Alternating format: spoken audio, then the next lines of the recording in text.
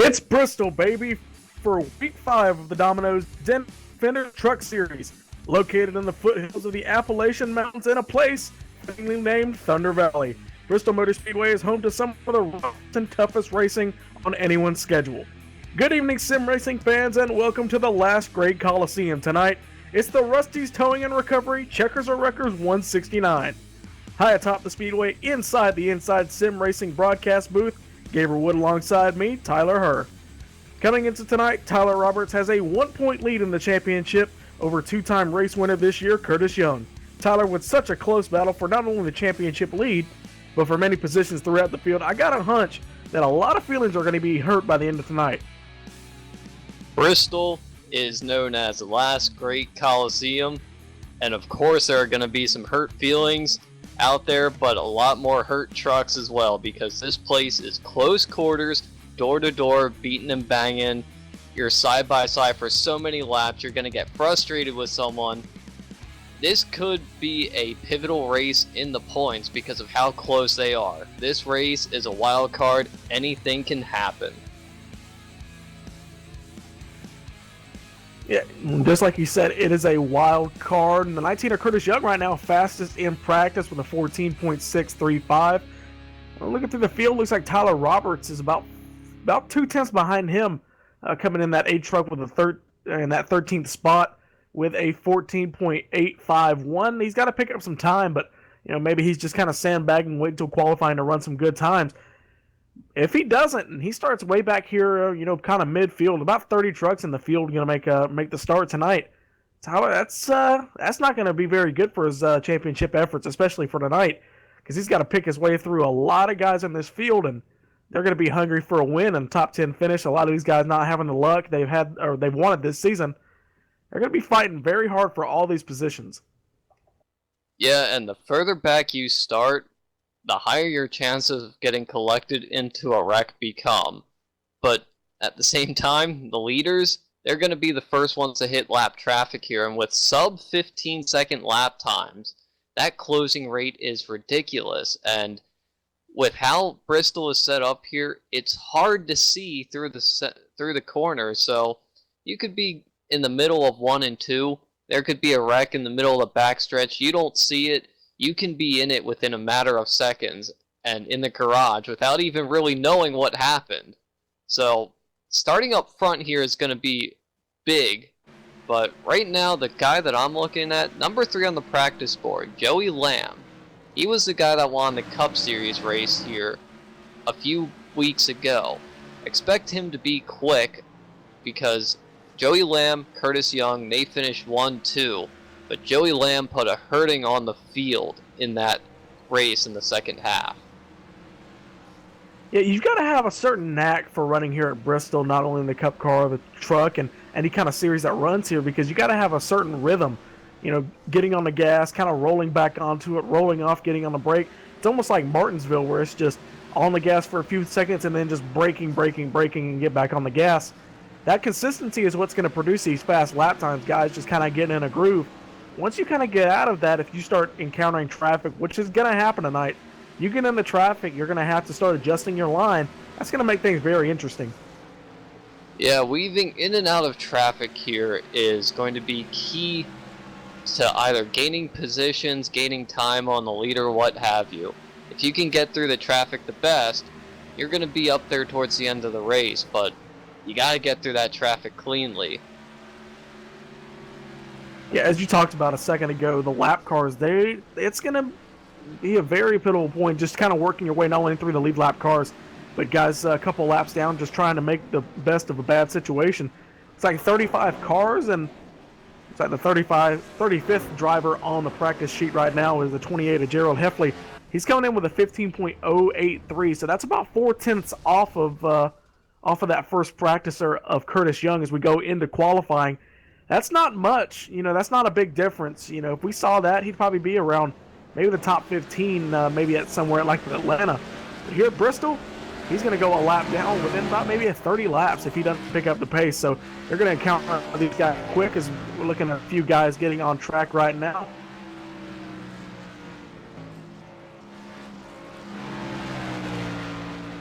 We're gonna follow on with Curtis Young. He's gonna slam up and hop on board with that 19 truck. He looks like he hit the wall there on his first little out lap, so that shouldn't hurt him too much. He's running that middle lane, kind of arcing it off. That's a little bit different line than I've seen these guys. He's gonna dive it down to the inside. Wow, I'd expect that outside lane to carry a little bit of momentum. Almost hits the wall there coming off. Gonna have to get out of the gas. That's gonna hurt his lap time. He's fifth and gonna slide down the board with a 14.923. So that's toward the back of the pack on lap times, Tyler. Yeah, and he brushed the wall coming out of turn number 2, so that's gonna negate the second lap he's run. So surprising qualifying effort for Curtis Young. I was going to expect him to jump to P1, but so far he's dropped back to P7, and now we're going to jump on board the 5 truck. That's Patrick Elhofer as he comes across the line right now as he heads down to turn number 1. He's going to drift it up in the center lane there and comes off of turn number 2 in the center. He's just working the middle groove here, 3 and 4. Cuts it down low to get that speed going down the hill, crosses the line, 15.321. That's going to put him 21st on the board. It just goes to show how hard it is to get a good lap time here. I mean, guys who practice first, that 19er Curtis Young, he practiced with a 0.635. He's qualified right now 9th with a 0.923, and these guys, they're nowhere near the practice speed they had. Looks like right now Kevin Fetty on the pole, provisional pole, with a 14.753. That's about a 10th off, Tyler, from what these guys were doing a couple minutes ago.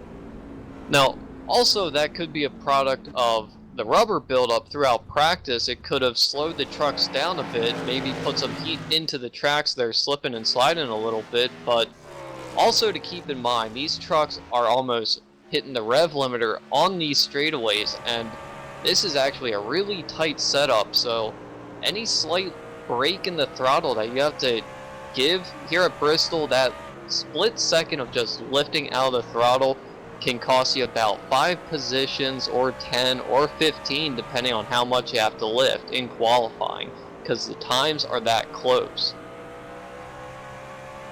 26 cars right now on the board with their times. Looks like Lynn McNeese is sandbagging a lot. I was going to say a little bit, but he's clocked in with a 22.345, so he's going to want to start in the back. Interesting strategy. I wouldn't expect that from these guys wanting to start near the rear of the racetrack. We're going to follow on with the number 2 of Marcus Potts. He's been doing really good this year. He's been getting some good finishes. Looks like he's wanting to start in the rear of the field. Qualifies with a 16.907. Tyler, Marcus, he's going to have one heck of a job to do to get up front.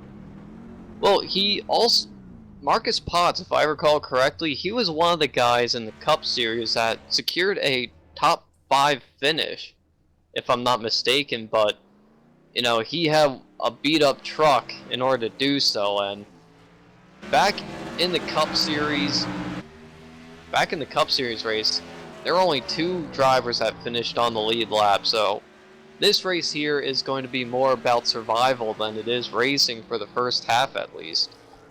As qualifying rounds up, we're going to see what happens with the 169 laps here on tap tonight, but first, we're going to go to our national anthem presented by Jaden Berkey with his rendition of the national anthem.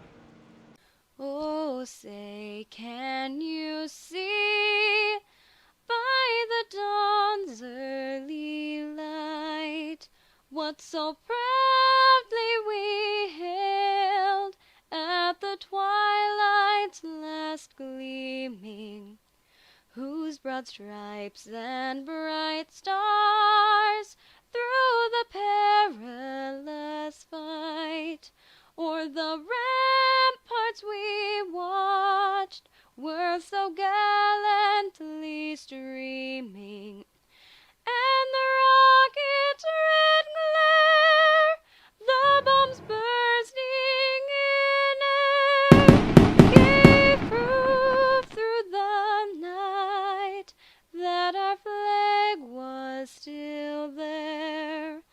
Oh, say does that star-spangled banner yet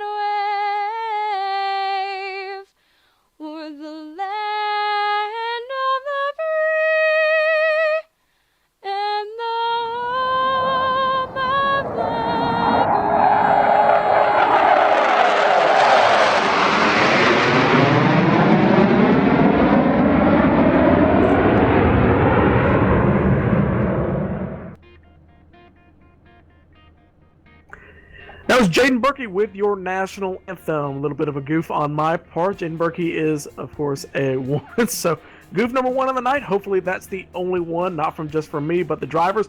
Tyler, we're going to go run through our starting grid. On the pole, Kevin Fetty clocks in with a great time. You know, these guys, they happen to deal with that rubber buildup just a little bit. He's going to be on the pole with a 14.753. Justin Rogers on the outside. He was fast at Phoenix a couple weeks ago in that second position. Joey Lamb, you talked about him a couple minutes ago, in third. David Gainforth in fourth. Last car on the top 5, Tyler Roberts fighting for that championship lead. Derek Fisher, Bucky Burr, Eric Hawk, Judd Danielson, and Curtis Young round out your top 10. Chad Payne in the 9 will start 11th, Ryan Steinacker 12th, Patrick L. Hoffer 13th, Samuel Cullum 14th, Gary Brown 15th, Chuck Dix 16th, James Sombrecki 17th, Bobby Jonas will start 18th, 19th will go to Mark Fravert, and Russ Coe will round out your top 20. 41 of Robert McFarland will roll off in that 21st position. First car outside the top 20. 22nd, Gerald Heffley picks up his time, or picks up positions from practice, a little bit slower in qualifying, but still picks up some positions. Gary Weston rolls off in that 23rd position. Justin Anderson rolls off 24th. Ray Sanders, David May, Marcus Potts rolls off 27th. 28th, Lynn McNeese. 29th, Michael Fravert. Last car to take a qualifying time. A couple more cars.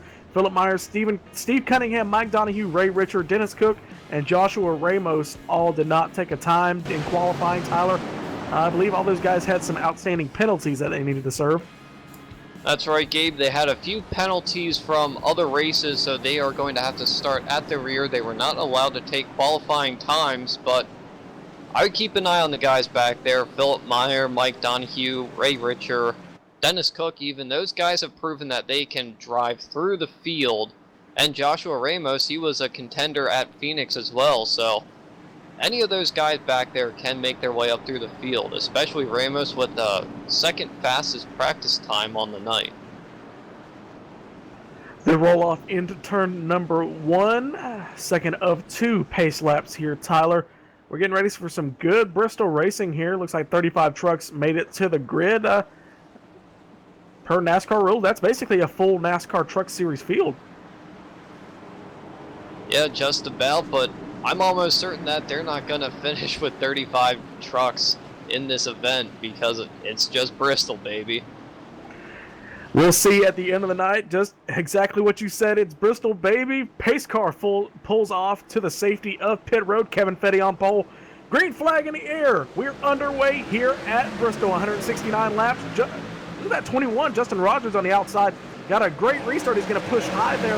Looks like 94. Kevin Fetty's going to get the run there on the bottom. He's going to be clear for that first position. Looks like he's going to lead lap number 1 if he can hang on to it through turns 3 and 4. Single file there for your top 4. Looks like Tyler Roberts picked up 1 position. David Gainforth dropped back just a little bit. He's now in 7th, started 4th. So these guys, depending on where you started, it's feast or famine, really. If you start on that outside lane, you don't get a good restart, you're pretty much screwed for the next couple laps. Yeah, and there was already a checkup between David Gainforth in the 101 and Eric Hawk in the 20. They got together there on lap 1, so they bounced off each other there, but have settled everything out. But so far, back up front, the top 4 have separated themselves, with Kevin Fetty still holding that lead. And oh, the 8 car of Tyler Roberts, he's slow on the apron. Connection issues for that 8 truck. Yeah, he's spazzing all over the racetrack. That's unfortunate for him.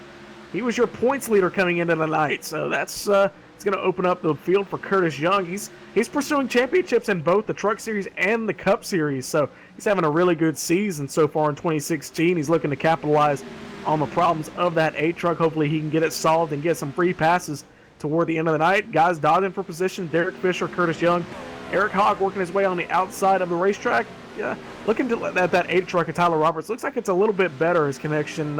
Maybe he'll be able to get his laps back later in the race. Yeah, but that is a tough break for Tyler Roberts in the 8, having to climb all the way back, but it's still early in this event, just lap 8 out of 169 here. But so far, we still see the top 3 have separated themselves from the rest of the field. The top 3 are about a second ahead of 4th place Bucky Burt Bucky had started in 7th place. He was telling us earlier today that throughout practice he was putting down some good times, and right now he's in pretty good position. Nobody around him, nobody to cause any trouble, so Bucky Burt just seems to be riding right now in 4th position. Bucky looking for his first win on the year, and this may be the place where he can get it. He's having some good runs here, especially at Phoenix a couple weeks ago. Just didn't get the finish he wanted nor deserved, but he's running 4th here. He's, well, I guess pretty much playing bridesmaid right now because these top 3 guys are just pulling away, and he's kind of stuck in no man's land. It's like Justin Rogers. He's been under attack from that 81 of Joey Lamb, and Joey's got that 2nd position away from that 21 truck here on lap number 12. Kevin Fetty's holding station there. Look and see what kind of line he's running here. He's running that really extreme high lane, kind of running just off of that middle groove. That 81 trucks, though, Tyler's closing in. Yeah, Joey Lamb is doing what he did in the Cup Series. He is coming in a hurry, and he is strong right now. He's going to take a look down on the inside of Kevin Fetty here in turn number 3, side by side, coming off of turn number 4. Drag race to the line. Give that lap to Kevin Fetty, and Kevin Fetty just lets Joey Lamb have the position now. Joey Lamb, your new leader here on lap 14. Lap 14 coming to lap 15. 81 takes the lead, and look at here, they've already caught the back of the pack. Whole gaggle of cars. Looks like Steve Cunningham, all these guys did not get a chance to qualify. Here comes the 88. He's going to let him have that inside lane, hopefully, as they exit. Oh, 28 trucks slow there on the bottom side of the racetrack. They're too wide. There, those couple of lap cars. 81, he's picked the pretty much the wrong time, really, because now he's got to lead that train of lead lap cars through this whole gaggle of guys on the tail end of the field. Looks like he gets around that 88 of David May. Now his next victim is going to be that 86 of Steve Cunningham, the 420 of Russ Coe. All these guys didn't get to qualify. Russ Coe did, and so did Lynn McNeese up in front of him. But now he's getting in these guys. They did not get the chance to qualify. Contact! The 81 truck gets around. spun in front of the 94. Joey Lamb goes around off the side of David May there, collects Kevin Fetty a little bit. Looks like Bucky Burt was just able to get by. Watching the replay now, looks like that 81 truck thought he was clear on that 88 of David May, and he tried to get to the inside of the 420 truck of Russ Coe, and he was nowhere near it and just ended up spinning off the front bumper of that 88. I think he's going to have to take the blame for that himself, although it really doesn't help that number 94 truck of Kevin Fetty, just an innocent victim in that. Bucky Burt got away with, I think, a little bit of damage, Tyler, but it's going to be pretty good for that 25 truck. Yeah, a little bit of left front damage on the nose of the 25, but nothing too significant. The 21 of Justin Rogers, his rear bumper is really pushed in there, right in the center. Judd Danielson, he's going to be your new 3rd place driver, and Eric Hawk sitting in 4th place. Looks like the 21 is going to come down pit road right now.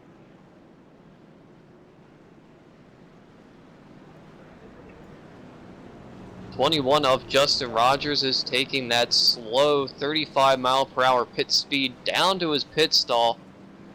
Gets right in, and he's probably going to fix some damage there on that truck right now. Curtis Young, he's slowing, allowing the field to go by.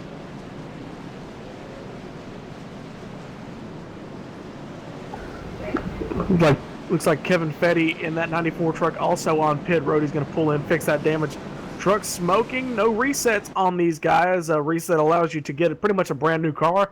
He does not have that that luxury, so he's going to have to get that damage fixed. And so do a couple of these lead lap guys up here at the front, including that 80 or that 25 truck of Bucky Burt. But he's our leader, getting some laps led here early in the race. Lap 20, first caution, Tyler. That's, to be completely honest, with the races we've had here at Bristol, not only at Domino's but the other leagues we've had, that's a pretty good green flag run. A couple 15 laps. Yeah, that was a pretty good run for all these drivers up here. I mean, this is Bristol, so if things are going to happen, they're going to happen in a hurry, just like we saw there. And as we were saying at the top of the show, lap traffic is going to be huge to try and navigate around. So we already saw our first casualty on the night there, and unfortunately, though, Tyler Roberts, 34th position, 6 laps down, disconnected. That's going to hurt him tremendously in the points right now. Yet Curtis Young right now, he's the first truck 1 lap down, sitting in 31st position. Not a good day to be a points leader. Well, they're lined up 2 by 2 for the restart. Lights are out atop the pace car, so we're going to get it restarted this time by 25 of Bucky Burt is your leader. That 85 truck, Judd Danielson on the outside. Eric Hawk saw him a little bit of trouble there on the start.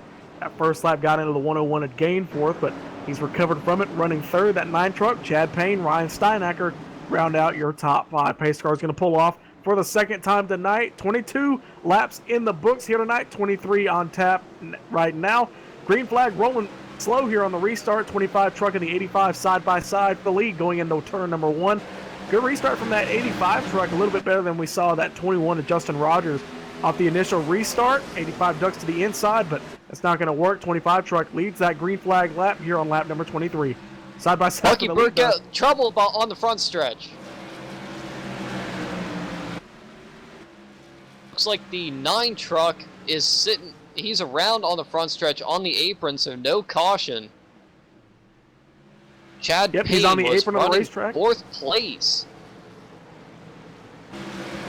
Did a good job keeping it there on the bottom of the racetrack. No caution here. As up front still, though, battling for that lead. The 85 truck ducks it down again, side by side for the lead. Door to door, fender to fender, really, though, as they go into turn number 1. Leading, though, is that 25 truck of Bucky Burt. Side by side for the 3rd position, though, 20 truck of Eric Hawk battling with that 48 of Ryan Steinacker. Those guys having a good little fight. Mike Donahue did not qualify. Started 32nd, right behind. Wow, look at this. 4-way battle there for that 3rd position. All these guys, the 70, the 44, and the 86, neither of these guys qualified, Tyler. These guys, it took them 27 laps to work their way up through the field. I told you, Gabe, they were going to get it done. They were going to work their way up through the field. And also a few spots behind them, the 17 battling side by side with the 2 and the 5 of Patrick Elhofer, Philip Meyer, and there's Joshua Ramos. So all the guys, almost everyone that did not qualify, is up within the top 15 right now, as there is battling all over the track. Most notably right here for the 5th position as there's a stack up. It looks like the 20 truck hit the wall and ended up having to break. The 86 Gainforth on the apron. He's going to spin in front of the 2 truck. Side Marcus around. Potts No is caution. Now there's a around. caution. Great heads-up driving by the field as Marcus Potts came back across the track in turn number 3. I am extremely pleased that nobody hit him. Looks like this wreck really happened on the front straightaway. The guys kind of checked up. The 101 at Gainforth had to go to the bottom side of the racetrack to get around the 86, and he slowed up, and as soon as he came back on the racetrack, he pulled up in front of the 2, and it got him loose, and he just lost it for a second time in front of that 2 truck of Marcus Potts. You know, you just said there, Gabe, that this entire wreck started on the front stretch, and that's pretty typical of Bristol. The wrecks start about half a lap before they finish. It's just everyone ends up wrecking on the last half of that lap.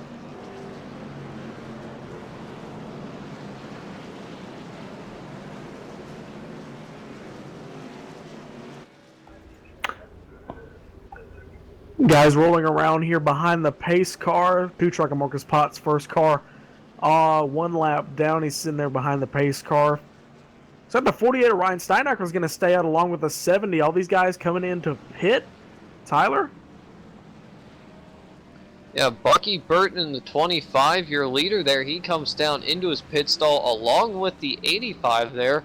Looks like they're going to get some right side tires, maybe repair a little bit of damage on the trucks right now, as Bucky Burt still has a little bit of left front damage. They take 4 tires and fuel, and it looks like the 25 and 85 are going to opt to take some time, get some of that damage repaired. There goes Bucky Burt. He's off and away. The 85 of Judd Danielson, he's still sitting on pit road right now, getting repairs as everyone else drives off, but he now leaves his pit stall, but right now we're still looking at Ryan Steinacker still leading this race 34 laps in, along with Mike Donahue, Ray Richer, Philip Meyer, Joshua Ramos rounding out your top 5, and Gabe, 2nd through 5th, did not qualify.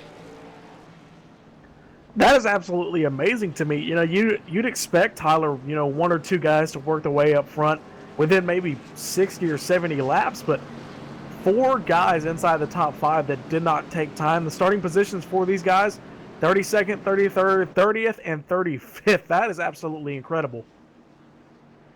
Those 4 drivers have been some of the best we've seen in this season so far, and along with Marcus Potts, yes, he's been strong, but Curtis Young, he's been one of the more dominant drivers. Right now it's sort of flip-flopped here as Curtis Young, he's the one with some bad luck early on, and where the guys that thought they were going to be in trouble without any cue, they're up near the front leading this thing. Looks like pace car lights are off. That 48 truck of Ryan Steinacker is going to take that outside lane, Tyler, so he's looking to gain some momentum off the restart. I think that's the first time we've seen the leader use that outside lane. Pace car is going to pull off for the 3rd time tonight. Lap 35 going on lap 36. Green flag back in the air. 48 gets a good jump off the restart. He fires it up. He's going to have a big lead going into turn 1. Mike Donahue on the bottom side, left side's on the apron there, but here comes the 17 of Philip Meyer on the high side there. He's going to take it around the 70. Side by side, no contest now. 17 of Philip Meyer goes to P2, and now he's going to set his eyes on the 48 of Ryan Steinacker for the lead. Here, 37 laps into the event as he dives down to the bottom, gets that run off the hill, and it looks like Ryan Steinacker is going to hold on to that top spot that lap, but Philip Meyer making a hard charge for the lead as they go down to turn number 3. You know, Tyler, after a slow start to this year as they come by the stripe this time, who's going to lead it? Looks like that 17 got the lead this time by, but a slow start to the year, that 17 Philip Meyer has really been on a hot streak in both the Truck and Cup Series. He's got a couple wins. A handful of top 5s was in the running there, I believe, for the win there. He came up through the field at Phoenix, what was it, about 3 or 4 times. So he knows how to get it done in traffic. Yes, he's been a force to be reckoned with on these short tracks here. Phoenix 1 mile in length. He won the truck race at Iowa, which is just under a mile, and right now leading at Bristol. This Coliseum half mile here, all concrete on the racing surface, and he's about 2 truck lengths ahead of Ryan Steinacker right now for that lead. So he's not really going anywhere, but he's holding steady. And we're looking at right behind the 2 leaders, the 70 and the 22. That's Mike Donahue and Joshua Ramos. They're leading a train of trucks right now, trying to fight for that 3rd position.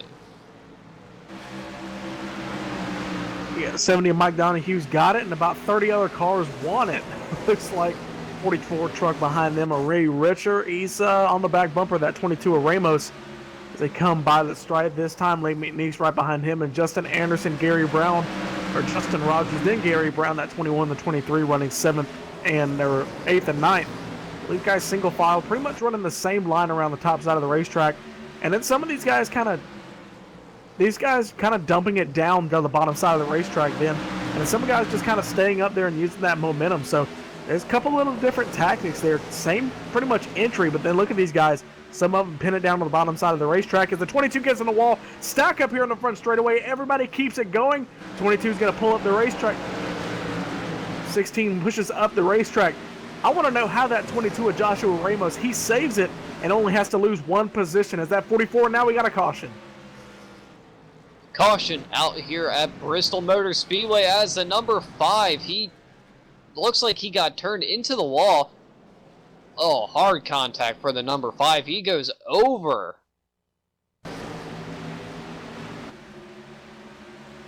Replay on your screen. Hard racing there.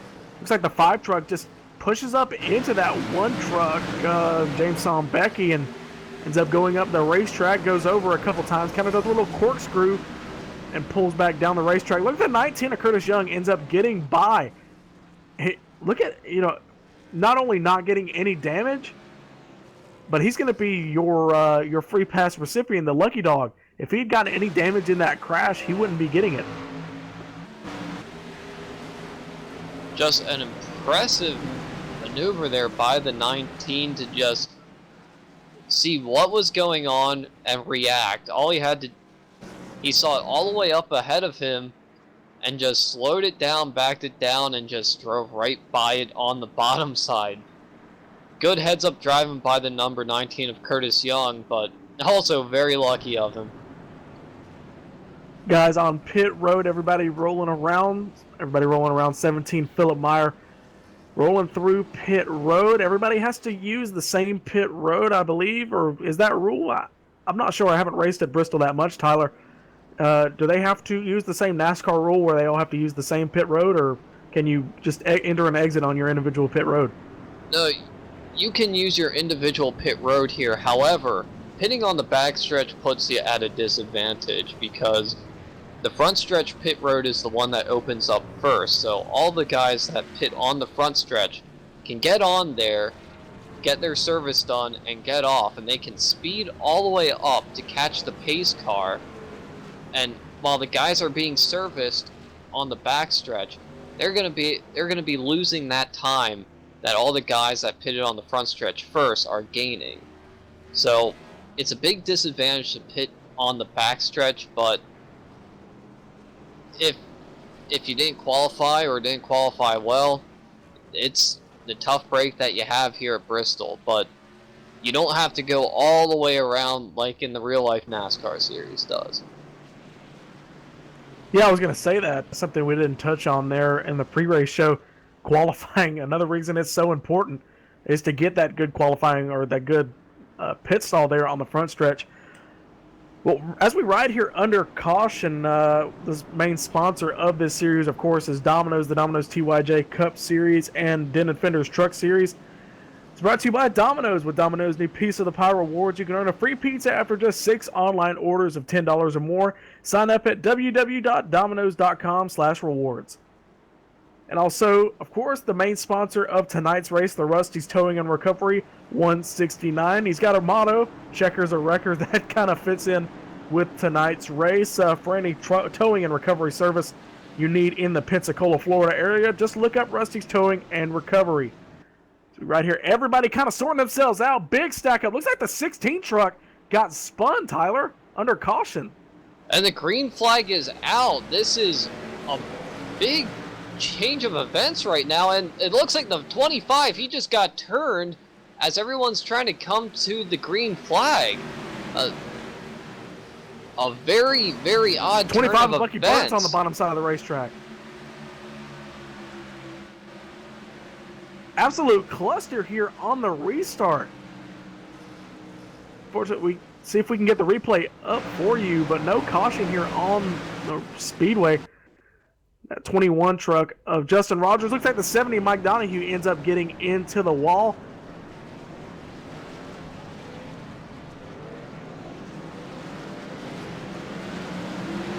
Yeah, it just, as everyone was trying to get sorted out, Justin Anderson in the 16 just pulls down the track and just clips Bucky Burt, and Bucky just gets turned in the middle of 3 and 4, just as everyone's trying to get their way to the green flag here to get back underway. But tough break for Bucky Burt right now, but we'll see if he can get back in it. Although he's currently 3 laps down in 30th position, Bucky Burt has a long way to go this rest of the night. But back up front, the 21 of Justin Rogers and the 81 of Joey Lamb. He was your first caution on the night. He's back up to 2nd position. 3rd place, Ray Richer, and 4th place, Mike Donahue. We've been talking about Bucky Burt there, got wrecked on the restart. Tyler, a little bit of tempers maybe, because that 36 of Fravert looks like he spun the 16 of Justin Anderson on the back straightaway. Yeah, I'm not sure what's going on right now between the drivers, but possibly some tempers flaring. Haven't seen any penalties assessed though so far.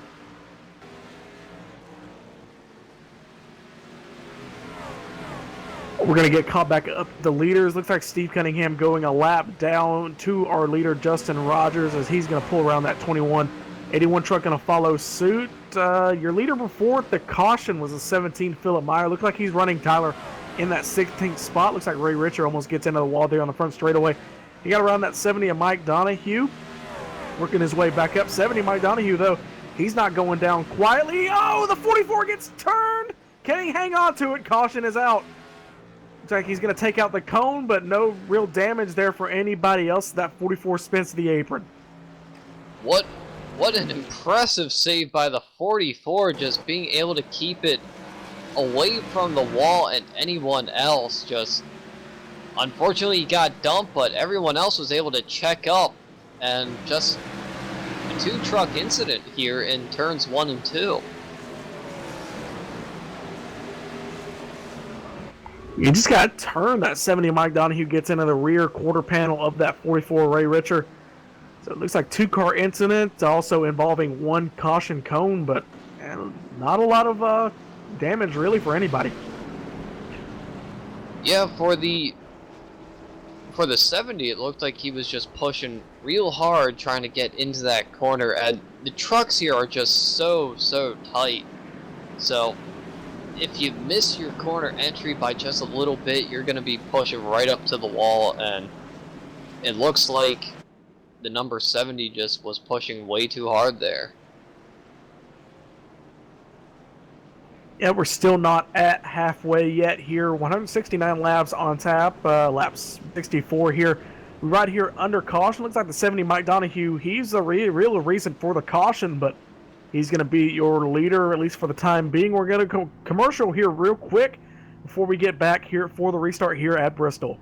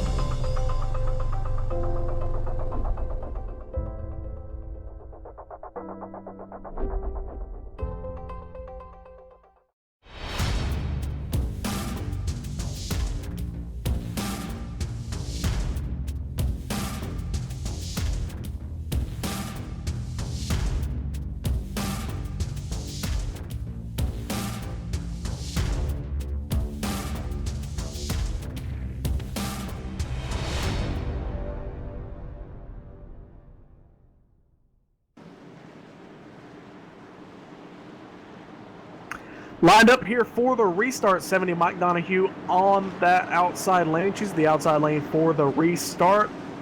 Pace car's lights are off, so we're going to go green this time. 85 of Judd Danielson.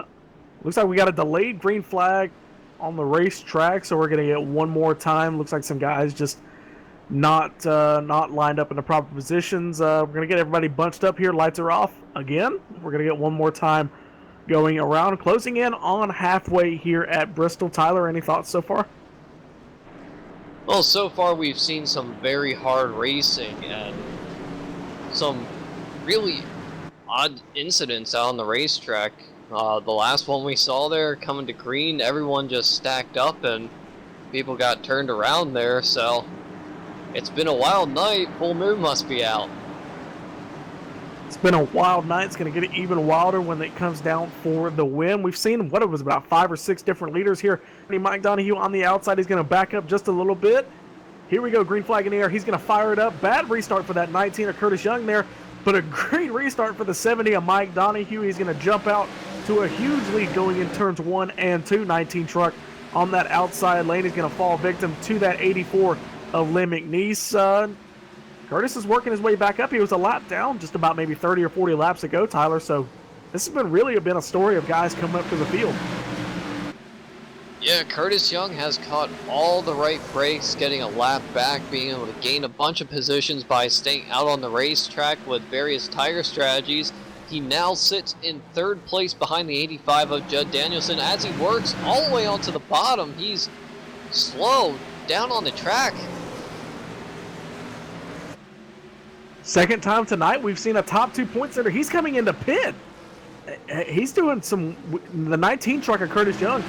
Maybe he's having some equipment failure because he came on the pit road sliding his tires, Tyler. Maybe I don't know, but that's the second time tonight we've seen a points leader come on the pit road. Maybe for some technical issue or something, but not a night to be somebody in the championship lead.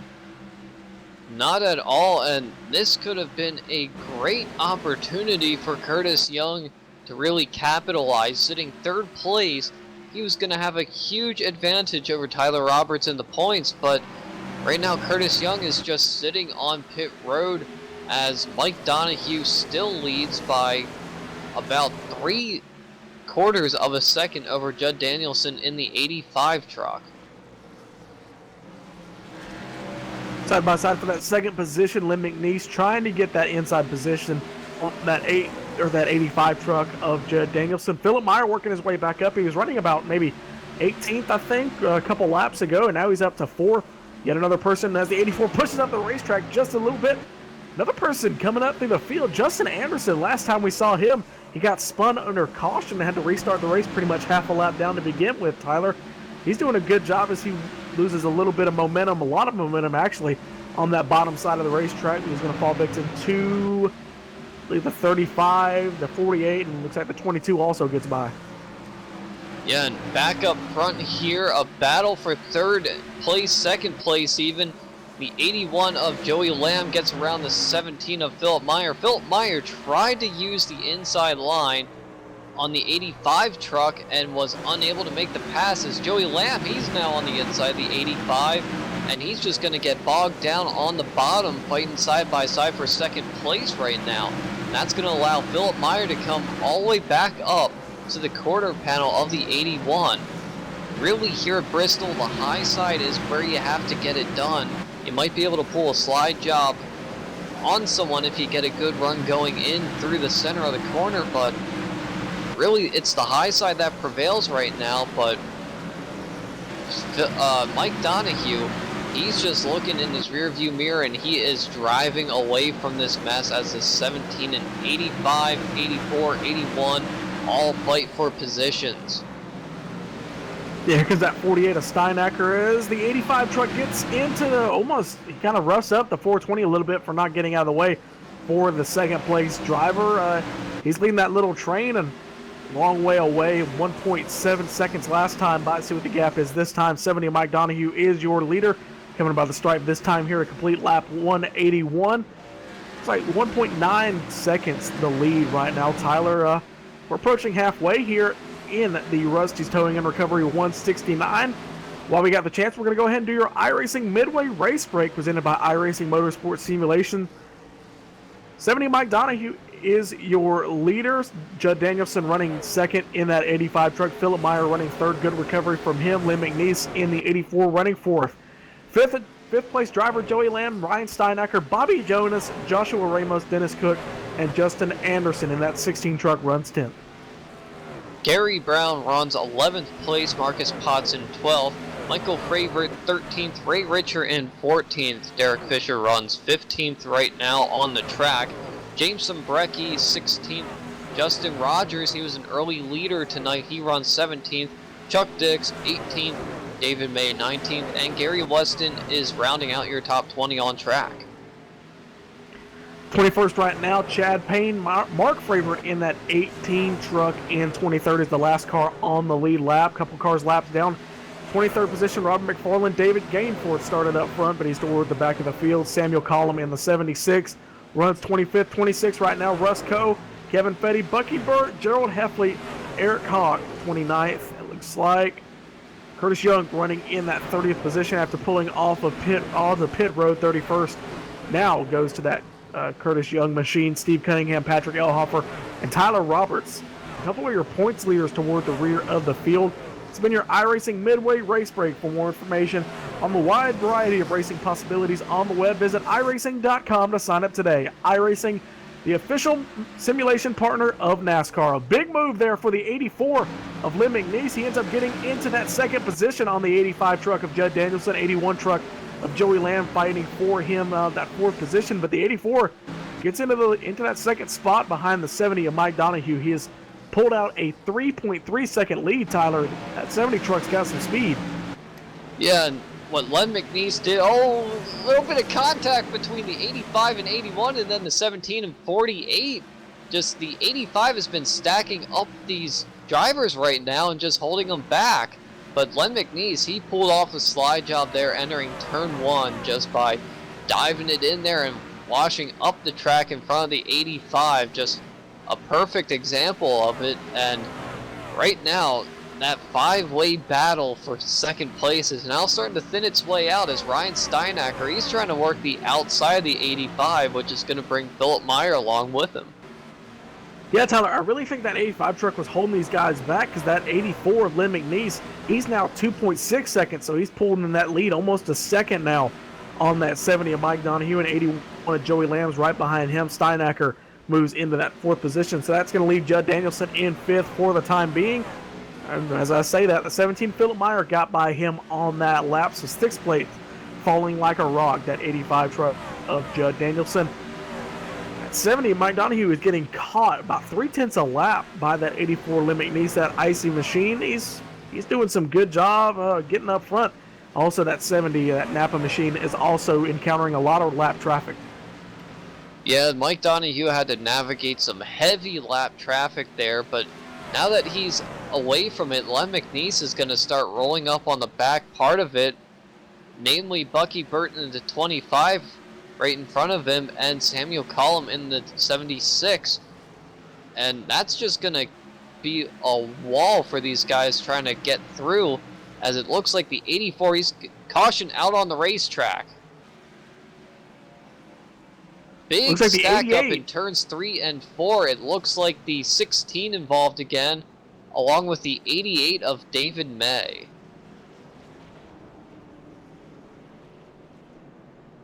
Gonna get that replay for you on the speedway. Big stack up there in turn number 3.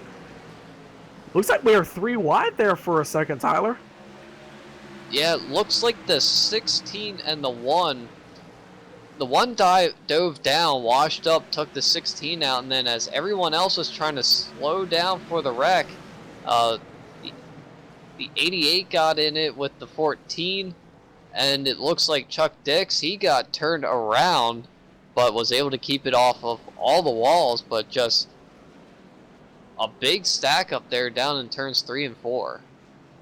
Tyler, that looks intentional. I mean, I hate to call it out, but that one truck, it almost looks like he got down into the corner and just turned right.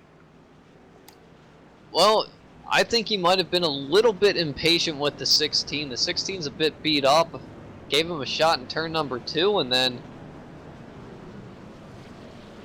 also you have to keep in mind the 21 dove it in there and might have startled James Sombrecki and just didn't see him coming down in there and just turned right into the 16. Could have just been a reaction to the 21.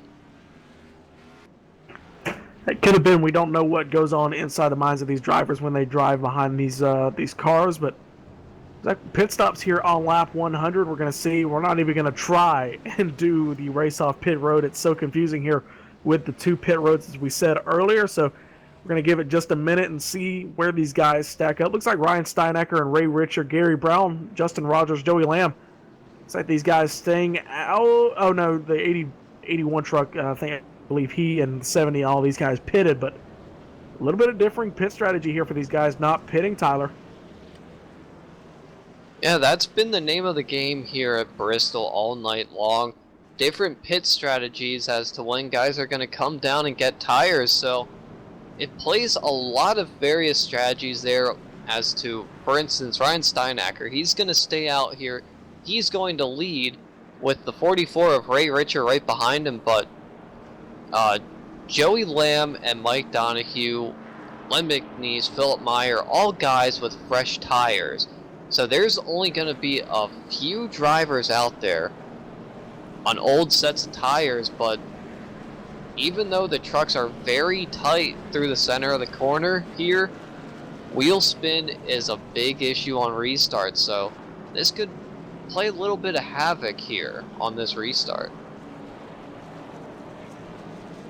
Going to get that restart here for you in just a few laps. I think that 48 is going to take that outside lane as much as he's seen the rest of these guys take it. That 44 truck, Ray Richard, goes in front of that 48. I think he's just trying to get, maybe save a little fuel or something. I don't know, but looks like lights are out, Tyler. Yep, lights are out atop the iRacing.com Ford Mustang pace car. So, as I said, that 48 truck moves to the outside lane. Your top four. 48 of Steinacker, that 44 of Ray Richard, Gary Brown, and Joey Lamb round out your top four. In that fifth place truck, 70 of Mike Donahue. He was your leader before the caution on lap 96. Pace car is going to pull down this time. Lights are out. We're going to go back racing here on lap 102. Going on lap 103, green flag in the air. Good jump for that 48 of Steinacker. Looks like that outside lane has been the place to be on the restart. Yeah, the outside lane has really been able to dictate where they're going to start, and Joey Lamb, he's going to be your new second place driver here right on the back bumper of the 48 as he gets a great drive off the corner, followed by Len McNeese on the outside of the 44 of Ray Richer. The 81 dives underneath the 48 going down into turn number 3, and big crash behind him. The 70 gets turned. 70 of Mike Donahue around. He's going to end up collecting that 23 truck of Gary Brown. Looks like Gary Brown has actually been involved from the get-go of this wreck. 70 Mike Donahue just pushes up the racetrack and ends up getting into the 23. Nose to nose as they push into turn number 1, and a couple more guys end up getting caught up. Looks like that 2 truck of Marcus Potts ends up jacking up the 14 truck of Gary Weston. Yeah, and then the 21 got involved as well as the number 2 was spinning down the track. Justin Rogers nowhere to go, gets some front end damage from the 2, but the truck's no more worse for wear there, as most of these trucks now are sporting some sort of scars from this evening out on the track. Just about every car in this field ends up having damage, and you even see that in the Peak Antifreeze series. Guys just end up getting together. Nothing you can really do. It's just tight, close quarters racing here. Lap 106, looks like we're working about our 5th or 6th caution of the night. It's a lot better than we had in the Cup Series. These guys, maybe they got a little bit of experience here running on the high banks of Bristol Motor Speedway. Tyler, if you were running this race, what was your mentality? You know, not just starting the race, but kind of just running through the field. You know, would you try and get up front? Or would you try to kind of just, you know, take it easy and kind of don't run your tires out? Or is there enough cautions to where it really doesn't matter? Right now we still have about 60 laps to go. If I was in the field right now, I'd be looking at one more stop to try and get tires on the truck to sort of set up a run to the end. But on that hand, you're not sure when or if the caution is still going to come out, so with each restart you have to be thinking that this is going to be the final one, and that really plays havoc with what kind of strategy these guys are thinking. Do you save the tires a little bit to mount a late charge, or do you try and go after it right now, trying to get as many positions as you can, knowing that there'd be another caution? It's just a gamble here right now on the track, but looking through the field here, gotta give a shout out for our 4th place runner right now, Michael Fravert. Haven't talked about him at all this race so far. And look at that 36 truck, not a scratch on it right now. So Michael Fravert doing a great job, has had a very quiet night, started back in 29th, but along with Philip Meyer and Ray Richer and Len McNeese, they all started right around each other, and they've all moved up through the field with each other. So right here, we're going to get the restart here, see if the lights go out this time. They do, so we're going to see where that 81 truck of Joey Lamb. It looks like he's going to take the inside lane, Tyler. It's very peculiar. I'm taking my lessons in pronunciation from Andy Kessler, apparently. Well, I've been watching the restarts here, and if you control the restart, you're going to have a good jump no matter what. Joey Lamb, he's going to take the bottom here, and I'm expecting him to clear the 84 by a mile coming off turn 2. Lined up here for the restart. Haven't seen this in a couple laps. 81 truck starts on that inside lane. But that 84 truck, maybe he'll get a good restart here. Green flag in the air. Gets a little bit of a jump here. That 81 truck is going to be able to pull up the racetrack. 81 truck to the lead. That 84 truck of Lynn McNeese is going to be able to have that second position there on the outside of the racetrack. Look at Michael Favorite, Tyler. You were talking about him. Moves up into that third position, gets in front of that 44 truck of Ray Richer. Ray Richer's falling to the back here. It looks like the 35 truck of Bobby Jonas ends up getting around him as well. Yeah, Ray Richer, he's on slightly older tire strategy here than all the other guys, and he's holding up Philip Meyer right now, so we'll see if Philip Meyer will play it nice right now for the time being, but rest assured that 17 is going to want to get around the 44 as soon as possible. But back up front, Joey Lamb, he's picking up where he left off from the Cup Series at Bristol a few weeks back by leading this event. Len McNeese, though, he's trying to hound him. He drives it down, gains some ground entering the corner, but just loses it coming off. So Joey Lamb, he's taking a softer entry into the corners, but he's going to be able to get that power coming out. Yeah, he's got that power coming out, but I don't think that's going to work for him because he's consistently losing time. That 36 truck of Michael Favorite, he's gaining some time there. A little bit wider of an entry there in turn 1. Now he's catching him up with that momentum. Looks like he's got a good line running. Tyler, he's kind of diving it down, using the banking to gain a little bit of momentum. Yeah, Michael Fravor, what he's doing right now is he's trying to ride behind the 48 and set up the pass to get around him. Because you don't want to get bogged down on the bottom. You're just going to lose a bunch of time. So he's going to try and fall right behind in line with the 48. And he's peeking down to the inside more often than not. So Michael Fravor might be thinking about a pass on the inside of Len McNeese. Here he comes. Oh, he's going to get close there to the back bumper of the 84 McNeese. A little bit squirrely there as he gets it under braking. He's not going to be able to get it done this time. He lost a little bit of time there on entry, but that 84 truck, he's being forced to push, and he's catching that 81 truck of Joey Lamb just a little bit, Tyler. Maybe that 36 is helping him. Yeah, it looks like the 84, he just stepped it up a little bit to stay in front of the 36, but right now, he's sort of seemed to stabilize, if not lose a little bit more time now to the 81, and the 36 of Michael Fravor right now, he's probably thinking that there's not much time left to go in this, and he's just trying to set that pass up, like I said, as soon as he can. He's back where he started. Oh, he's going to back up he's backing up his entry to the corner, and yeah, it's really helping him. He's closing up just about half a car length every time he goes into the corner. He's going to be able to make a move maybe just a little bit. No, he's about the same gap there as they come by the front straightaway, completing lap number 121. Laps click off very quickly, Tyler. You were talking about sub 15-second lap times around that range. Doesn't take long to go the full distance of a race. It doesn't take long to go a lap down, as we've seen. 81 truck's going to have to encounter these lap cars. The 420 of Russ Coe, first one to go a lap down this green flag run. Couple more cars up here. It looks like that's going to be the 99 of Chuck Dix there on he's going to be the next car. It looks like he's running in the 26th position of that 99 truck. Going to run that inside lane and going to let that 81 truck by as soon as he gets to him. Yep, he's going to duck it down. So he's going to Joey Lamb, little hand out the window. Thank you, let me get out of here.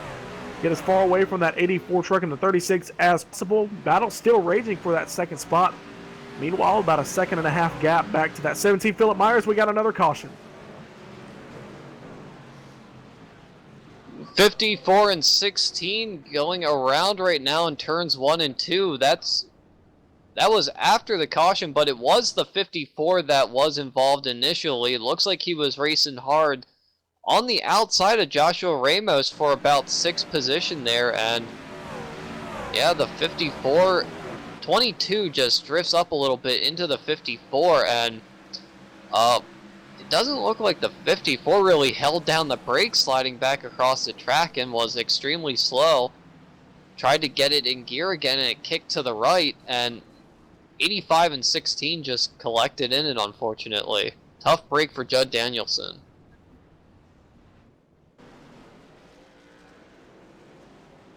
That's going to take out a couple of contenders here. That 85, of course, as you said, that of Judd Danielson. 16 of Justin Anderson. Tyler, we're going to be inside 50 to go. Looks like we're going to be inside 40 to go, actually, when we get the restart. Guys coming on the pit road this time. Looks like with the 84, Len McNeese on pit road. We're going to see that 81 truck of Joey Lamb there on pit road. He's pitting on the front stretch, so he's going to have a huge advantage over the rest of these guys. Looks like he's one of the only 2 cars in the top 5 that started inside the top 5, but everybody else started 28th, 29th, and 30th, so he's going to have a huge advantage by choice of pit stall. Yeah, Len McNeese, he just got off pit road right now, and he's going to catch the tail end of the field, but still looking for the 81. I think Len McNeese won that battle off of pit road there, and Michael Fravert and Philip Meyer. Joey Lamb, he just got off of pit road right now, so he's going to lose some positions here. Joey Lamb trying to settle out this running order right now, as we're going to get a restart close under the 40 laps to go mark here. And we're going to say your new leader will be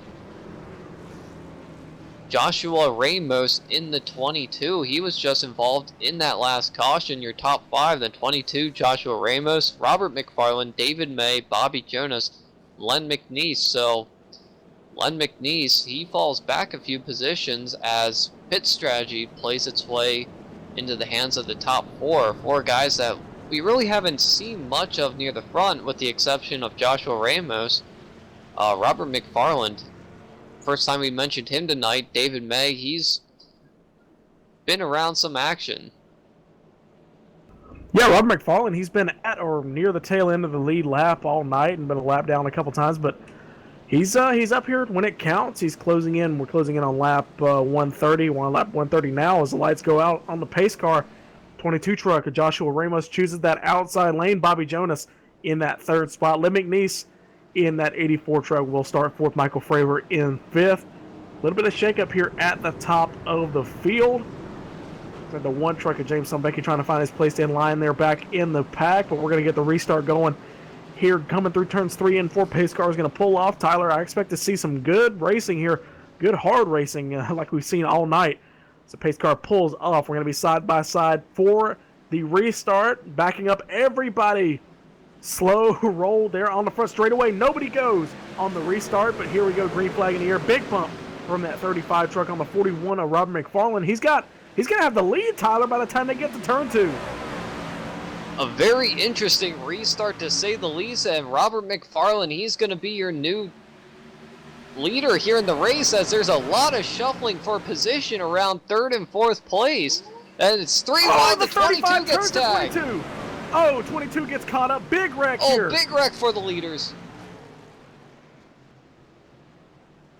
35 truck gets caught up. 36, the 81.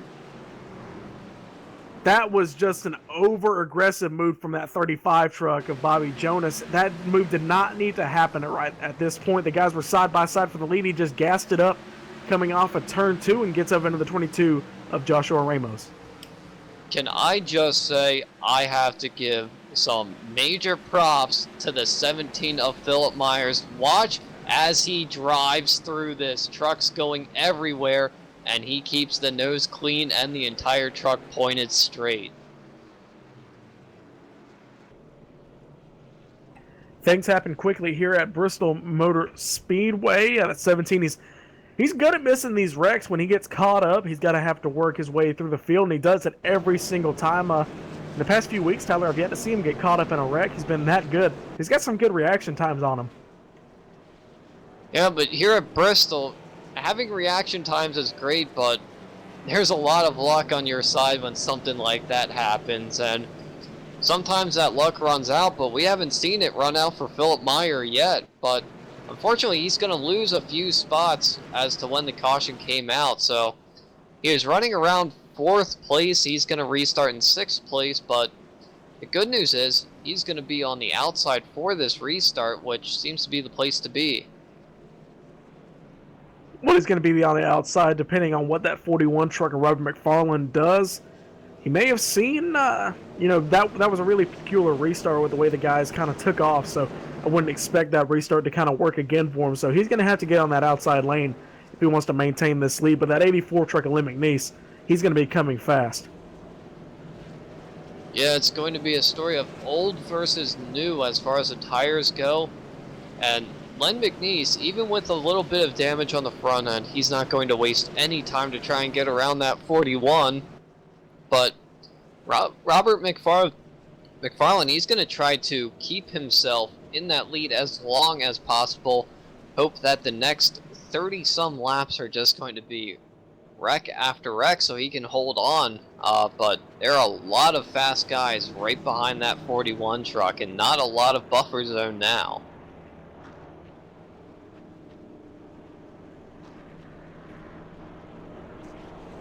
Running here under caution.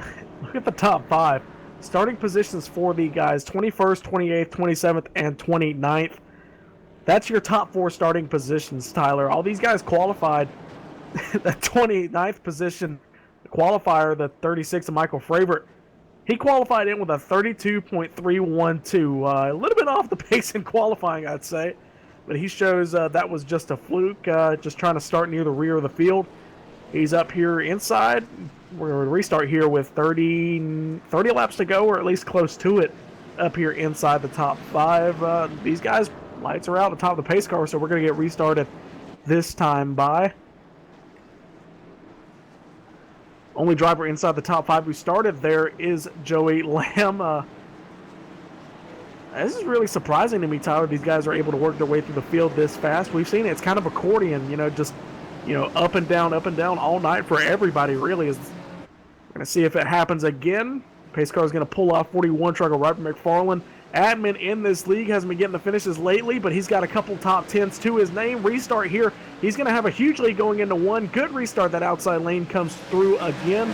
36 truck on the outside, Michael Fravert. He's going to have that second position going into turn 3. Watch Michael Fravert here on this restart. He's coming hard against the 41 there. He's going to dive it down in, and he's going to take the lead from the 41.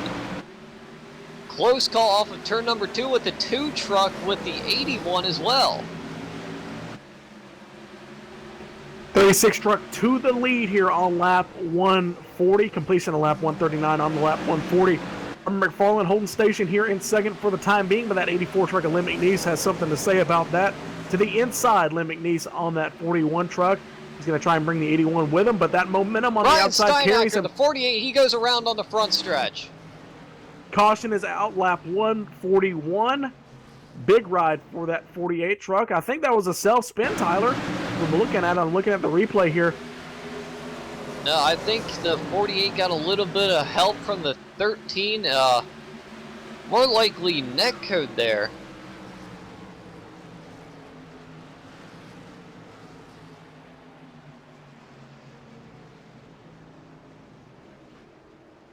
Yeah, it looks like it was a netcode crash for the 48. Just the 13 was right there. Didn't make contact, but just a little bit of damage gives away that it was a netcode incident for the 48 as he goes around on the front stretch.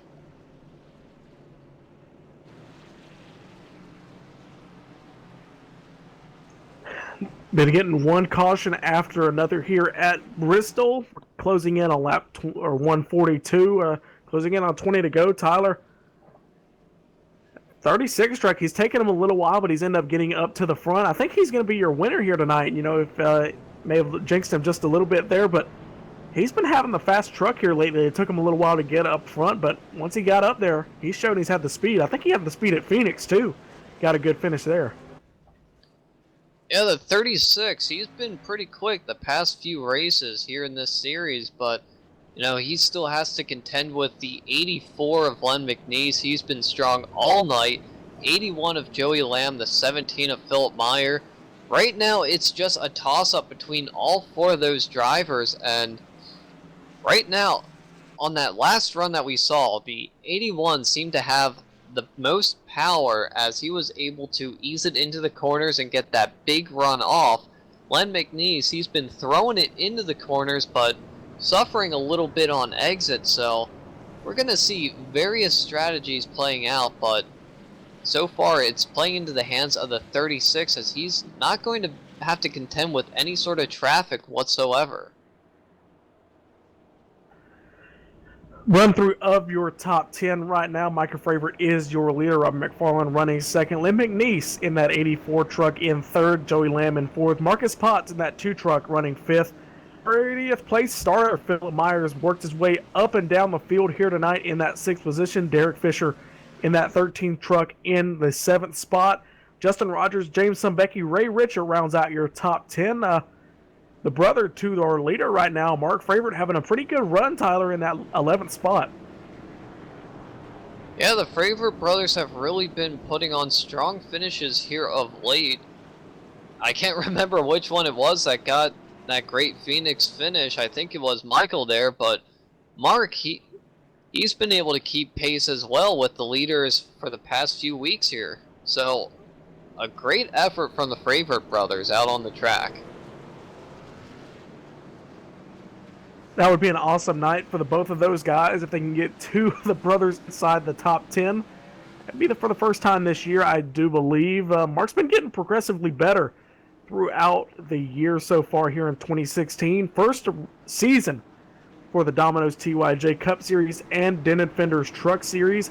Getting ready for the restart here, lap 146, closing in on 20 to go. Tyler, hopefully for the final time tonight. Pace car is going to pull off onto pit road. Robin McFarland on the bottom side of the racetrack, your leader. 36, Michael Favorite chooses the outside lane. He's going to back it up a lot here. He's going to let that 41 get in front of him. Green flag in the air. That 41 truck's going to be their leader by the time they get to the start-finish line. That may be a penalty for that 41 truck, depending on how far ahead he was. That 36 sure did back up the restart. Well, I don't believe the 41 got a penalty there, but the real penalty is going to be for Len McNeese as he got stuck behind him and he goes from 3rd place all the way back into 5th, and now Joey Lamb, he's going to try and have to contend with the 41 as he gets a huge run off the corner. Here comes the 17 of Philip Meyer side by side. Oh, 17 and 41 around. 41 huge goes net code up on the front over. straightaway. He never touched him. 17 truck, that is net code. That's the 2 computers and the internet not connecting correctly, and iRacing thinks the drivers made contact. We're going to get the replay for you. 17 truck just comes down the racetrack, and the iRacing server thinks that 17 hit him and ends up turning the 41 into the wall, and it's so unfortunate for these guys. 41, Robert McFarland having a good run. 17 having a good run as well. Doesn't look like too much damage there. A little bit of cosmetic stuff, but he should be okay. Yeah, the front end of Philip Meyer is now beat up, but it's pretty much going to match what the 84 and the 36 are going to have. Just a bit of front end damage. Joey Lamb, he has a bit of rear end damage right now, but it's pretty much whose truck is going to hold out the best so far right now for the top 4, as they're going to be the ones we've been seeing fighting side by side for the past, I'm not sure how many laps, and they're going to be able to finish this fight out on track.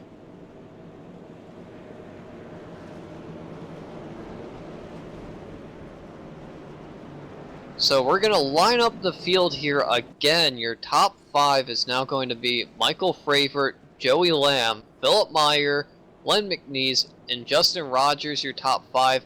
Marcus Potts, he's come back from a spin earlier in the night to 6th place right now. Derek Fisher in the 13, he's going to be in 7th place. James Sombrecki, he's been involved in a few incidents as well, but he's back up into 8th place. Ray Richard 9th, Joshua Ramos in 10th. Mark Fravert still sits in 11th place right now, the brother to your leader, Michael Fravert. So right here on the caution, I want to remind you, LSRTV covers a lot of series throughout the week. On Wednesday night, of course, we cover the Ascor SegPay Truck Series. Tonight, here on Thursday, we run the Domino's TYJ Cup Series and Den Defenders Truck Series on alternate weeks. Friday is the ISSR Super Speedway Series and the Rod Car Truck Tour. And then Saturday is the USR Truck Series every Saturday night around about 9 or 10 o'clock. Then you get these Ascor's Cup Series, the Pro Geek Cup Series, here on Sunday night. A lot of racing upcoming throughout the week. Tyler, I'm pretty excited for the week. We got a lot of good racing here on the calendar. Oh yeah, and the big boys, the Ascor's Cup Series, that's always a fun race to watch here on LSR TV. I always enjoy seeing that, the race between champions there. Yeah, we've seen guys like Ray Alfala. Ray's been dominating that series. We had a conversation with the admins last night after the Truck Series race. They said, yeah, he's only got 2 times. And we're like, no, he's won a lot more than that. He's like, no, everybody else has beaten Ray 2 times in the series so far this year. So these guys, they're, yeah, he's 4 for 6 so far on the season with wins here. He's been pretty much dominating that series. Of course, I believe Pro Geek is his series, is his sponsor in that series and in the Peak Antifreeze series. So he's doing that sponsor proud and pretty much making everybody else pretty mad they're running that series because he's been pretty much dominating the series. Well, my whole mantra with that is you got to run with the best in order to beat the best. So they got to figure something out if they want to beat Ray Alfala, and there's no better way than to actually race against him. Green flag in the air. Michael Fravert on the outside of the racetrack got another good restart. That 81 truck, though, is going to push up the racetrack, see if he can get the side draft there, but it's not going to work out. 81 truck out Joey Lamb down on the bottom side of the racetrack is going to fall in line, closing in on 10 to go. 3 wide behind. At Bristol, 3 wide behind them. It's going to sort itself out. The 2 of Marcus Potts, 21 of Justin Rogers. All these guys, huge gaggle of cars. Caution on the speedway. The 25 of Bucky Burt, and it looks like the 23 also involved. Looks like the 23 truck of Gary Brown had a run, and looks like Bucky Burt bobbled a little there on the front stretch, and the 16 goes for a slide to avoid the incident, but an unfortunate night for a very optimistic Bucky Burt. As I said earlier, he was really looking forward to this race, had some great speed in practice, but unfortunately he's not going to get the finish that he's wanted tonight.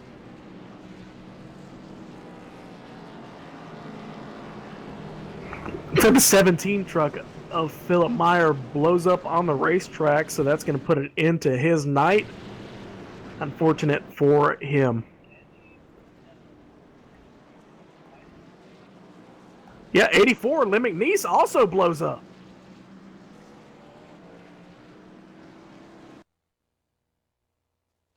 Very interesting turn of events here.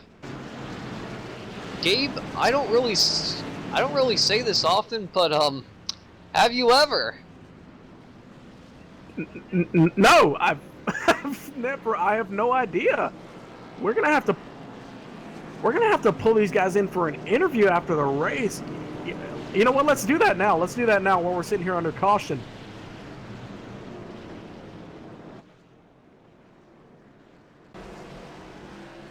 As Gabe goes to pull one of the drivers up here, we're gonna reset the field once more with a brand new leader, the 21 of Justin Rogers. Throughout all that confusion, he's gonna grab the lead here. Marcus Potts is gonna be 2nd place. James Sombrecki 3rd. Just, I've never seen anything like this.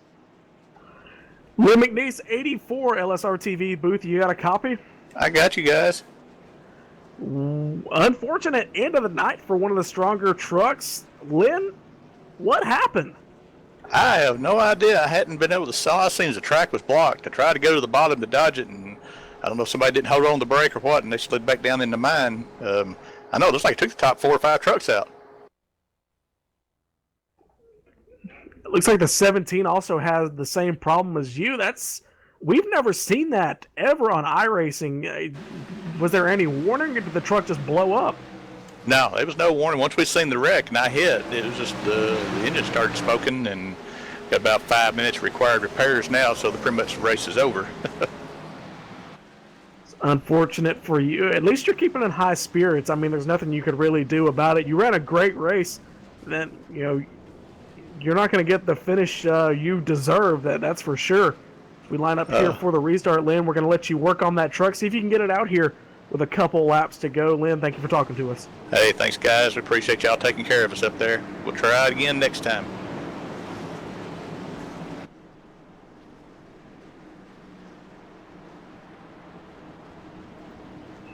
All right, lights are out atop the pace car. So 21, Justin Rogers now in the lead. The 2 of Marcus Potts starting second. He's going to be on the bottom side of the racetrack. 21 takes the outside lane. Potentially our final restart of the night. Remember, we get inside 5 laps to go. The race is over if there's a caution. Green flag in the air. 21 truck gets a good restart. Outside lane's going to have that momentum. The 2 truck of Marcus Potts, though, he's gotten a good run there on the bottom side of the racetrack. They're door to door going into 3. Justin Rogers still holding the outside. He's going to clear the 2 of Marcus Potts going down the front stretch there. The 21 scrapes the wall, but he keeps it going as the 13 gets real close to the 2. Marcus Potts is now charging on the 21, but Justin Rogers, he starts pulling away out of the center of the corner.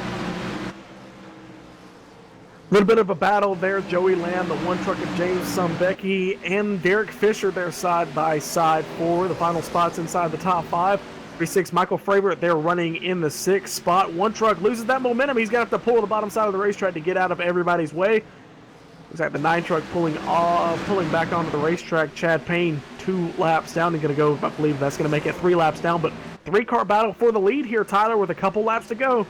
Oh, here comes Derek Fisher, the Marcus Potts in the 2 truck. He gets the outside wall. He's going to lose 2nd place position. Derek Fisher, your new 2nd place driver, but still chasing down Justin Rogers, who is out in front by about 2 or 3 truck lengths right now. 3 to go.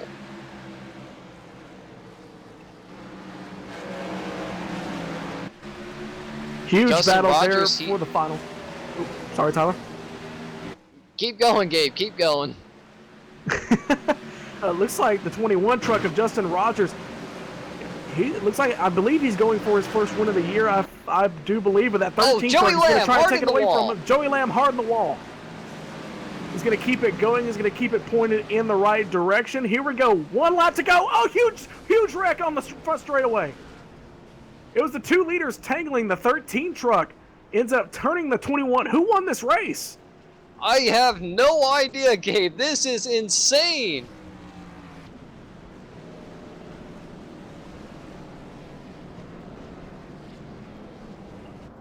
We could see that 101 of David Gainforth taking this win.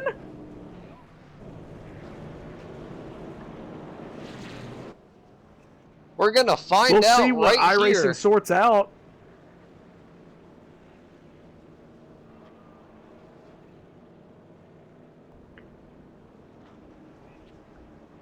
This is going to be very confusing. Is it the 101? We only had 1 lap to sort out the running order. Michael Fravert. 36 Michael Fravert, first win on the year for that 36 truck. Great win for him. Huge wreck on the last lap coming to the white flag. Caution comes out and he just kind of skirts through the wreck and ends up taking the win. Gabe, once again, have you ever? This is astonishing to me. I got to look back and look at this replay. Yeah, The 36 truck was involved in this wreck. He was behind the 14 of Gary Weston. Gary Weston plowed into the 21 truck of Justin Rogers. that truck would have never finished this race. The 101 and the one truck come door to door across the line, but I think, from what I'm seeing, it was like a 3-wide finish, really, from the timing and scoring froze.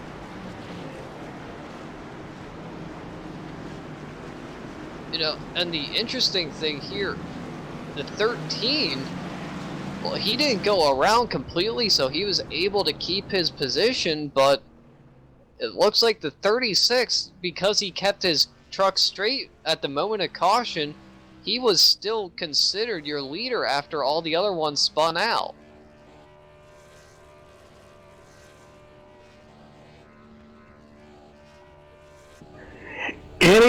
Anyway, either way, the 36 truck of Michael Fravor ends up winning this race. Congratulations to him. We're going to talk to all of your winners, or your winner and the top 3. See how surprised they are that they finished where they finished. We'll be right back here with the Rusty's Towing and Recovery 169 here from Bristol. We'll get back to talk to these guys. Crazy race here.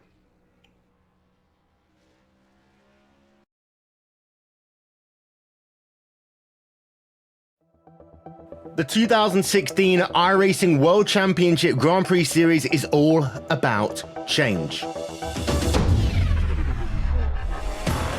New teams, new drivers, new tracks, even a new logo. And oh yeah, there's a brand new car. After 5 years of competition, we say goodbye to the Williams FW31 and we say hello to the McLaren MP430. But this isn't just a brand new car, it's a whole new ballgame. And with it, we bring new excitement, new strategies, new technology. For example, energy recovery and drag reduction systems. There's a new way of thinking about racing, and for all the drivers participating, it's back to the drawing board, wiping the slate clean in the ever-consuming pursuit of perfection. One little slip-up, one wrong move on track, one poor strategy call, and it's over. That's the difference between coming up short and becoming champion, and being $10,000 richer to boot. So yeah, change is in the air, but we're going to start getting answers on the 27th of February as the 7th year of iRacing World Championship competition kicks off. And you won't miss a thing, with every single race live on iRacing Live, coverage brought to you by Racebot TV. So join us fortnightly from 1:30 p.m. GMT.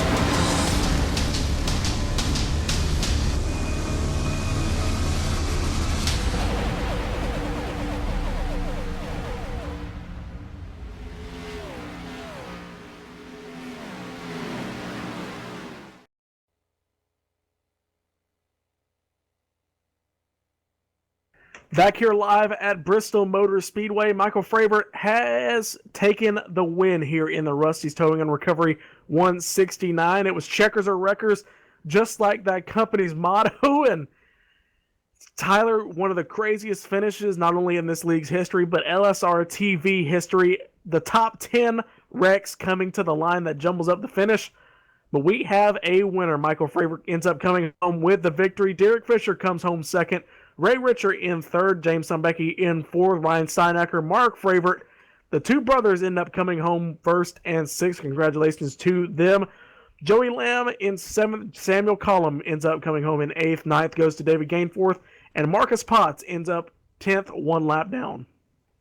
Gary Weston will finish 11th place. Justin Rogers, your leader coming to the white flag, will end up in 12th place. Kevin Fetty, 13th. David May, 2 laps down in 14th. Chad Payne, 15th. Justin Anderson, 16th.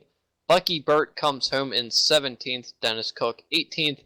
Russ Coe, 19th. And Eric Hawk, the 20 truck, will finish in 20th position. Robert McFarland ends up coming home in 21st, 22nd, Gerald Heffley, Chuck Dix in 23rd, Philip Meyer, Lynn McNeese, Joshua Ramos in 26th, Gary Brown, Judd Danielson, Bobby Jonas, Patrick Elhofer round out your top 30, 31st, Mike Donahue, Steve Cunningham, Curtis Young, and Tyler Roberts. Your 2 points leader end up coming home in 33rd and 34th. Crazy race here tonight. 34 drivers took the green flag. 35 were scheduled to start. Ray Sanders ended up not competing in the race tonight. But after 169 laps, Tyler, we have a winner. And I'm down here in victory lane with the driver of that 36 truck, Michael Frabert. You come home with the victory tonight in the craziest finish we've got to say in LSRTV history. Congratulations. Thanks a lot. It was just absolutely crazy. We saw you get up front there a couple laps, around halfway, and then toward the end of the race, and you kind of slid back just a little bit. Did you ever think you could have won the race, and not only win the race, but have pretty much a destroyed car and still win the race? Strategy was to try to get a front pit stall, and we kind of screwed that up in qualifying, and that really hurt me in the race because every time I pitted, I had to. I lose a lot of spots pitting in the backstretch. So I just want to stay back and wait till about halfway and then make my charge. You come home with the victory, and we'd also like to talk the other favorite, Mark, ended up coming home in the 6th position. You got to be proud for your brother.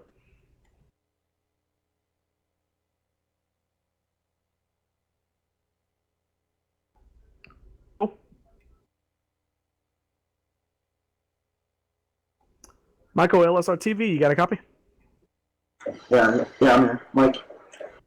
Oh, okay. Mike, you end up coming home with the victory. We've seen you in the past couple weeks end up making up positions. Do you think you've been progressively getting better, or you've just had good runs, you just couldn't get the finishes lately? But you end up coming home with some great finishes and now the win. Yeah, I'm pretty new at this. Just trying to get more experience and just trying to stay in the back, take my time, and work my way up, halfway up in the middle of the race and start charging. Well, it ends up working out for you. Not in the way you planned, but you end up getting the win nonetheless. Congratulations, Mike.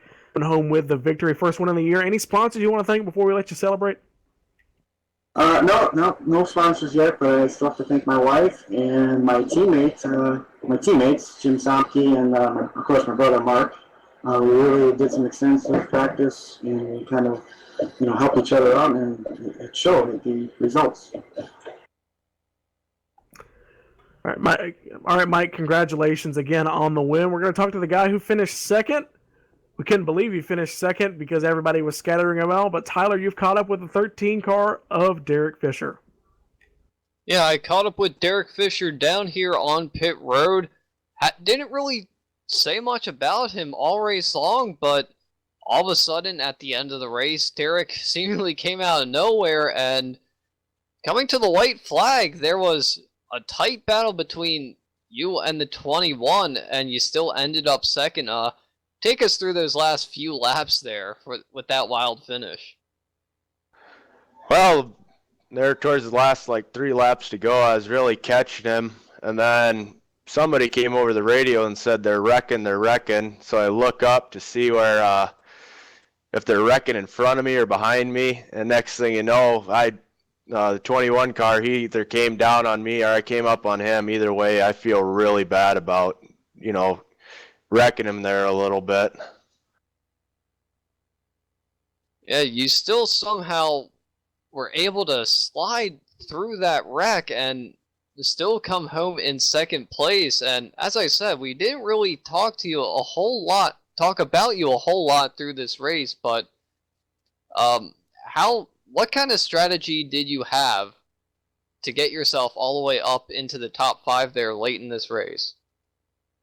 Well, the only strategy I had was to kind of sit in the back and see what happens. I knew it was gonna kind of be what I call Bristol, is just a big old blender, and you're just hoping your truck comes out in somewhat of a straight piece. And then all of a sudden, boom! I was top 5. Next thing you know, I'm racing Marcus Potts for second. He goes into the wall. Next thing you know, it was all just pure luck. Well, sometimes luck is really what you need to get through one of these races here at Bristol, but still you brought it home in second place, so that's nothing to really scoff at. But looking forward here, do you think that this momentum is going to help you get through the next few races now? Yeah, I think this will definitely better my chances the next couple of races, just to go in there with confidence. I know at Phoenix, when whoever it was, I think it was the 20 or whoever it was, spun his tires, and I kind of got wrecked there, and kind of been driving with a little bit of the chip on the shoulder, and so we'll see about the next race. All right, well, congratulations on a second place, and we know that you couldn't have gotten it done without some help, so who'd you like to give a shout out to? Probably the one guy who really helps me most out on these short tracks, because I like the longer ones, be Mark Jacobson. He's a buddy of mine who lives in town. Races go-karts while I race the hobby stocks, and he's always giving me pointers about how to get into the corner better on these short track runs. All right, Derek, congratulations once more on a second place finish here tonight. And now I'm going to turn it over to Gabe, who's caught up with our third place finisher on the night. Yep, down here on pit road, that 44 trucker Ray Richer, another one of our real life racers. You've had, I believe you've had a couple wins in your career, but a third place finish like that, it's got to feel pretty rewarding. I mean, what was your view of that wreck there that ended up getting you in third place? That's kind of a rough question. All I seen was trucks going everywhere, and of course you guess high or low. And that one lap kind of decided what happened with all of us up front. I went low, had an opening, and I don't even know what truck it was, just came down and hit me. And as you can see, well, what's left of the truck, she was smoking pretty good. I was just hoping to make that last lap without blowing it up. Well, you made it. Talk about guys blowing up. We had a couple of guys blow up randomly. Did you? I think you got a few teammates in this series. Did you hear anything about that? Guys just randomly blowing up. I did hear one guy blow up. I'm not sure who it was. I know he pulled off the track and stayed out of the groove. I wish I could thank him. I wish I could remember his name to thank him. But my teammates, Marcus Potts, who ran up front all night. I mean, great run, Marcus.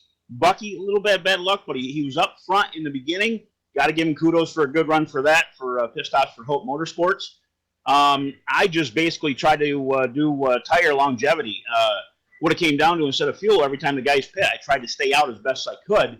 And obviously the tires started to push a little more, but I kind of worked with it. Stayed up front, and then obviously every now and then it kind of had a little spin. I've gotten spun twice tonight. But, again, tire management seemed to keep me up there. Well, I had a list of questions for you, and you just ran through all of them, right? Didn't mean to take in the railroad. You like that, bud? No, but I like hearing the driver's insight. Yeah, you got spun twice. We saw that a lot tonight. Guys just kind of getting spun out and, kind of just getting a bad pit stop, with the split pit road and end up working their way up. We saw Philip Meyer do it a couple times, and so did the 81 of Joey Lamb, and you did it as well, and ends up coming home with a third place finish with that 44 truck. I know you mentioned the sponsors once before, just a second ago, but thank them one more time. They deserve it. Absolutely, I appreciate it. I'd like to thank Pro Auto Service in Utica, New York. Do a great job sponsoring me. M's Oil, every week they're with me. Phantom Racing Chassis, the carts here in North Carolina, and Pit Stops for Hope Motorsports. PitStopsForHope.org, I believe, is the website. I'd like to plug them a little bit. Marcus helps them out to help needy kids every week. I appreciate what you guys do, and thanks for the congrats tonight. That's Ray Rich, driver of the 44, ends up coming home in that third spot. Tyler, great race here tonight. Cautions pretty much littered the racetrack. That's pretty much normal for Bristol. You can't pin it on these guys. Bristol's just got kind of racetrack, close racing guys, just a little bit tempered. End up producing a lot of cautions. Impressions from tonight?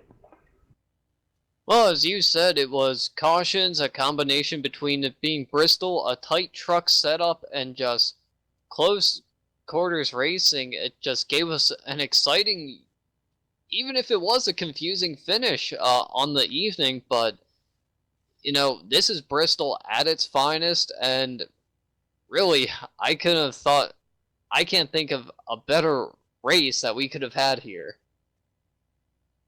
Yeah, we had close side-by-side racing for the lead, and we also had guys just kind of swapping positions back and forth back in the pack, and toward the end of the race, we had the craziest finish I know I've ever seen. Guys just splitting everywhere in the entire top 10. Rex, you know, it almost reminds me of James Busher's win at Daytona a couple years ago. The entire top 10 wrecked in front of him, ends up coming home with the victory, and you could say that about that 36 of Mike Fravor ends up coming home with his first victory on the year. Well, on behalf of me, Gabriel Wood, Tyler Hurst, Cisco Scaramuza, this has been the Domino's TYJ Dented Fenders Truck Series live from Bristol Motor Speedway, the Rusty's Towing and Recovery 169. Join us next week back in the Cup Cars, and join us tomorrow night for the ISSR Super Speedway Series and Rod Car Truck Tour. Good night from Bristol. We'll see you again next week as we come back to the Domino's TYJ Dented Fenders Truck Series. Good night from Thunder Valley.